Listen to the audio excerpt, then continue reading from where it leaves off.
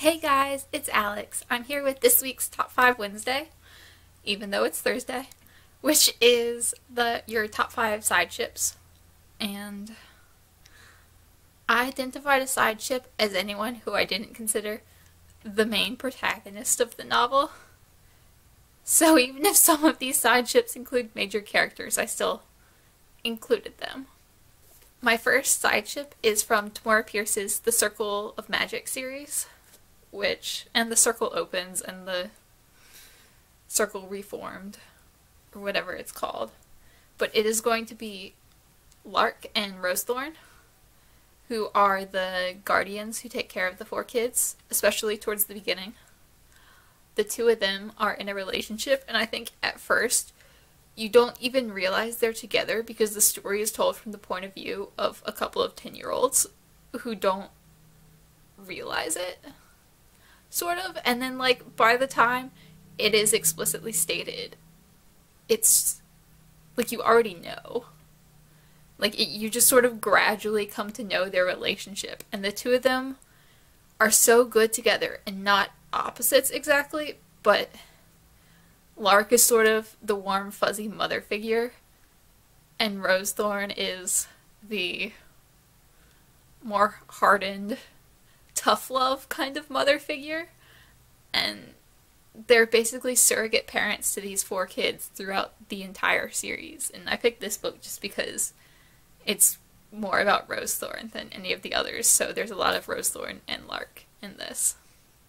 The next book I picked is The Truth About Forever by Sarah Dessen, and I don't actually know the names of the people in this couple. It's Bert, who is the younger brother of the main character's love interest, and his girlfriend, and I flipped through and I couldn't find her name. So, I'm sorry about that, but they were really cute. Like, Bert is kind of portrayed as like this weird nerd into apocalyptic stuff and conspiracy theories, and like all the main characters, they don't look down on him. They're just like, oh, Bert, yeah, that's a Bert thing. And then he meets this girl, and like, he works really hard to impress her, and she winds up being like equally into all this stuff, and he doesn't need to impress her because he just impresses her by being him, and it's really cute.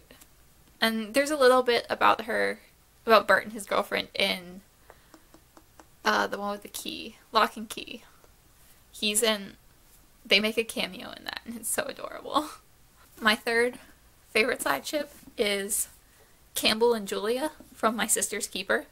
And this is the one that's a little bit iffy on whether or not it actually counts as a side ship, because both of these characters have chapters told from their point of view.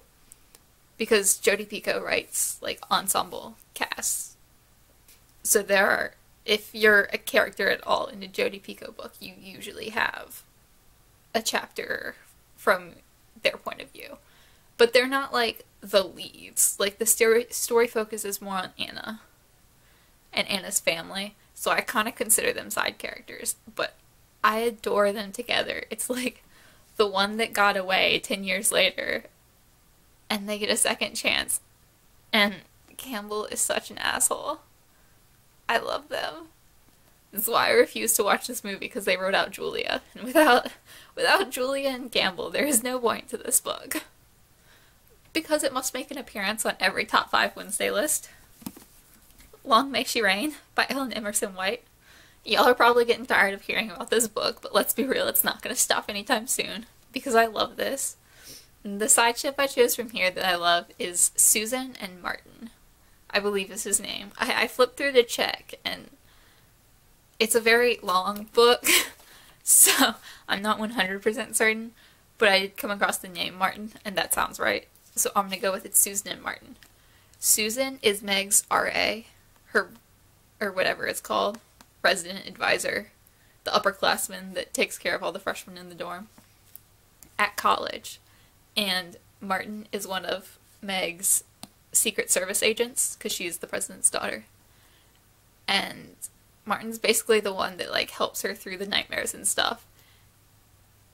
And you don't see much of Martin and Susan together, just because they're not. Meg's sort of in her own world for a lot of the book. But when they are together, it's just really casual and they fit together really well. And it's just adorable. And Martin is the one who like talks Susan into looking into becoming a Secret Service agent with him. And it's just so cute. I love them. The characters in this book are so well developed. My final favorite side ship is of course from Harry Potter, because it had to be.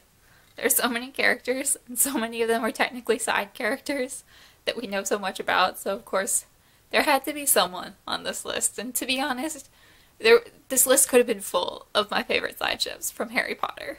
Like, that would be an easy list. I could probably come up with like 10 or 15 that I love.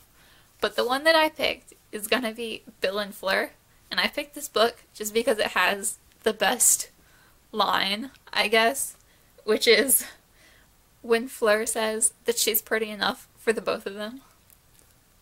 And I like that because in these books, no one likes Bill and Fleur together. No one really likes Fleur once she and Bill get together. Until the end. I guess they kind of like her in Deathly Hallows because priorities. But I don't know, like, they clearly love each other a lot, and it's not a shallow relationship, even though everyone assumes that because she's beautiful, it must be shallow. And even when Bill gets his face all scarred up, like, she doesn't care. She's just like, okay, I'm pretty enough. Like, both of us don't need to be gorgeous human beings. Like, I got that covered. And I just love that. I love them. They're absolutely adorable. That was my Top 5 Wednesday on a Thursday, because I'm late. So, let me know what y'all thought of these ships, if y'all have heard of any of them. I mean, you've heard of Harry Potter, probably. And let me know what your top 5 favorite side ships are. Bye, guys!